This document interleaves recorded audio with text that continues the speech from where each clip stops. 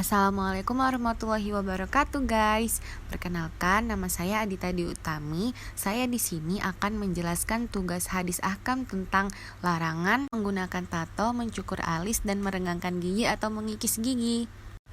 Bunyi hadisnya yaitu hadis Abdillah ibnu Mas'udin qala la'anallahu al-washimati wal mutashimati wal mutanammisati wal mutafallijati lil husni al mughayyirati khalaqallahu fa balagha dzalika imra'atun min bani Asad yuqalu laha ummu Ya'qub faja'at faqalat innahu balagani annaka la anta kaita wa kaita faqala wa mali la al'anu man la'anallahu Rasulullah sallallahu alaihi wasallam wa man huwa fi kitabillahi faqalat laqad qara'tu ma bainal lawhaini fama wajadtu fihi ma taqulu faqala la in kunti qara'tihi laqad wajadtihi ama qara'ti wa ma atakumur rasulu fakhudhuhu wa ma nahakum anhu fantahu.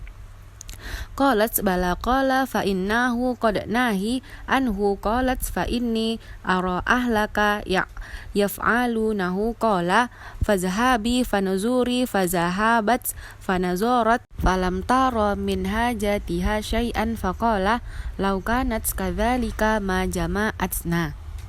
Arti dari hadis ini ialah Abdullah bin Mas'ud berkata, semoga Allah melaknati al-washimat, wanita yang menato, al-mutayassimat, wanita yang meminta untuk ditato, al-mutanammisat, wanita yang mencukur alisnya, serta al-mutafallijat, merenggangkan gigi untuk keindahan, yang mereka mengubah-ubah ciptaan Allah.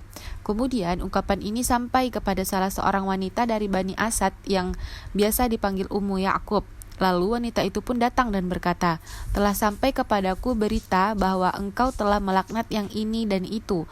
Abdullah berkata, mengapakah aku tidak melaknat mereka yang telah dilaknat oleh Rasulullah SAW, mereka yang terdapat di dalam kitabullah. Kemudian wanita itu berkata, sungguh aku telah membaca di antara kedua lembarannya, namun di dalamnya aku tidak mendapati apa yang telah engkau katakan. Abdullah menjelaskan, sekiranya engkau membacanya secara keseluruhan, niscaya engkau akan menemukannya. Bukankah Allah telah berfirman, apa yang dibawa Rasul untuk kalian maka ambillah, sedangkan apa yang dilarangnya maka tinggalkanlah. Al-Hasyr ayat 7. Wanita itu menjawab, ya benar. Abdullah melanjutkan, sesungguhnya beliau telah melarang hal itu. Wanita itu kembali berkata, tetapi aku menduga kuat bahwa istrimu sendiri melakukan hal itu. Abdullah berkata, kalau itu anggapanmu, pergilah dan lihatlah. Lalu wanita itu pun pergi untuk melihatnya. Namun ternyata tidak meraih kebenaran dugaannya sedikit pun. Kemudian Abdullah pun berkata, sekiranya istriku seperti itu, niscaya aku tidak akan mencampurinya. Hadis riwayat Bukhari, kitab tafsir 65, surat Al-Hasyr 59, bab apa yang datang dari Rasul kepada kalian maka ambillah. Penjelasan dari hadis ini ialah di dalam hadis ini ada beberapa mufradat yang wajib kita ketahui agar kita mengerti maksud dari hadis ini. Yang pertama itu ada al-washimat, itu jamak dari washimat yang artinya wanita yang menato. Jadi menato ini adalah menancapkan sesuatu ke dalam kulit, misalkan dengan jarum hingga darah keluar. Setelah itu disisipkan sesuatu seperti calak hingga warna kulit menghijau.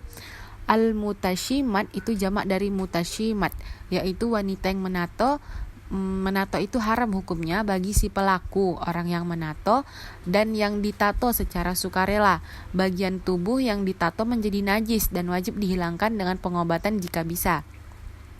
Al-mutanammisat itu jamak dari mutanammisat, yaitu wanita yang meminta agar bulu di wajahnya dihilangkan, baik dengan cara dicabuti atau dengan cara lain. Perbuatan ini haram hukumnya, kecuali jika ada jenggot atau kumis yang tumbuh pada wanita. Saat itu tidak terlarang untuk dicabut, bahkan dianjurkan. Al-mutafallijat itu jamak dari mutafallijat, yaitu wanita yang merenggangkan gigi dengan kikir agar terlihat muda padahal sudah tua. Lil husni itu untuk memperindah, karena cara seperti ini mengandung unsur pemalsuan. Jadi Allah melarang dan melaknat wanita-wanita yang menato dan yang ditato secara sukarela.